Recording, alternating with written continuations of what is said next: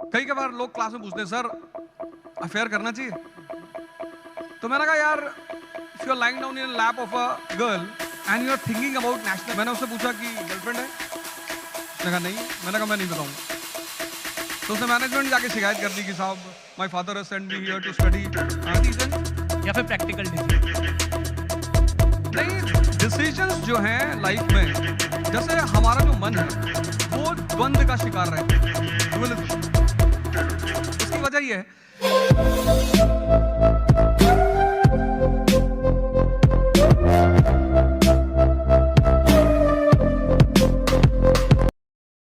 And he understands certain formulas. जैसे जिंदगी में अगर किसी को करीब लाना है तो डीओ लगाने की जरूरत नहीं। जैसे टीवी में ऐड आते हैं, एक लड़का कॉलेज जा रहा है, लड़कियां उससे बात नहीं कर रही, नेक्स्ट डे वो डीओ लगा के जा रही, परिया गिर रही उसको। तुम्हें उस आदमी का इंटरेस्ट फाइंड आउट करना है, इसको चाहिए क्या। The most keyword in the life of every human being is interest जी। And Gandhi ji understood it.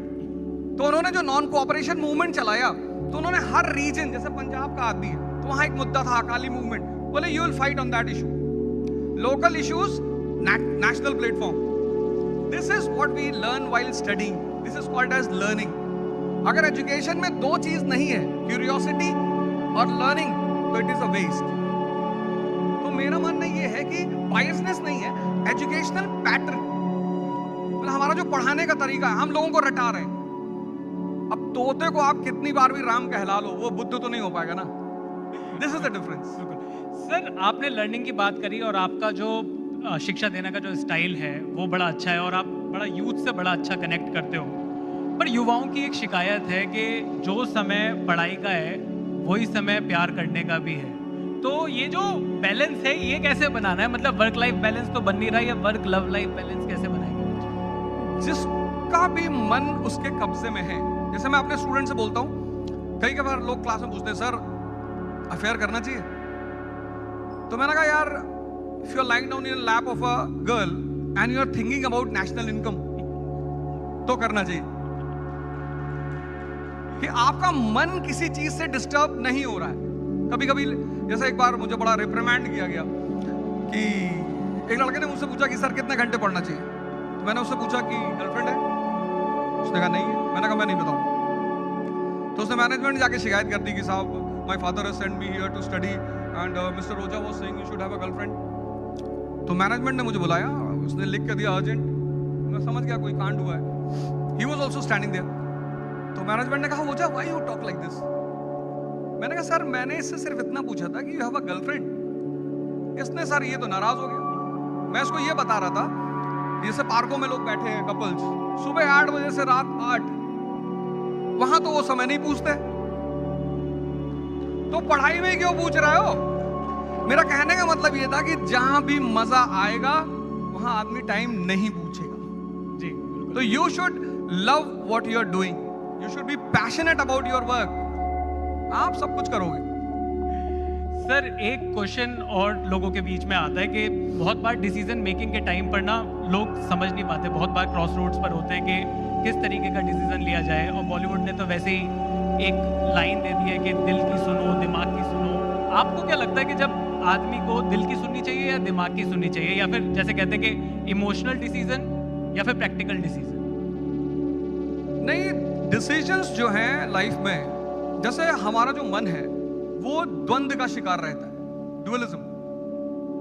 उसकी वजह यह है कि 95% लोग दुनिया में हर चीज कंफर्म करना चाहते हैं। जैसे कोई स्टूडेंट मेरे पास आता है तो बोलता है सर मैं आईएएस बनूंगा। अब अगर ये बात मुझे पता होती कि मैं नहीं बनूंगा तो मैं तैयारी ही क्यों करता? तो अब हम चाहते हैं हर चीज कंफर्म हो, वो है नहीं। तो जितने लोग कंफर्म करना चाहते हैं वो सबसे बात करते हैं, हजारों लोगों से पूछते हैं, दुर्योधन की तरह। जो दुर्योधन की तरह सबसे राय ले रहे हैं वो परेशान है। जिनके पास एक कृष्ण है कि बेटा रिस्क तो लेना पड़ेगा, गेम तो खेलना पड़ेगा, वो जीत रहे हैं। तो रिस्क लेना पड़ेगा, decision in a direction of a right person. आप किसी अपने माँ बाप से पूछो उनसे अच्छा डिसीजन देने वाला कौन हो सकता है, और रिस्क लेना पड़ेगा।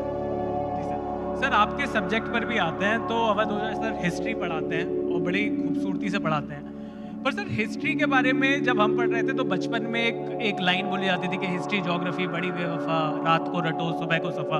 तो जिस सब्जेक्ट को इतना डिमोनाइज किया हुआ था शुरुआत से, आप मतलब आप क्या सोसाइटी को वापस देना चाहते हो कि नहीं मैं उस हिस्ट्री से प्यार करा कर ही रहूंगा बाकी बच्चों को?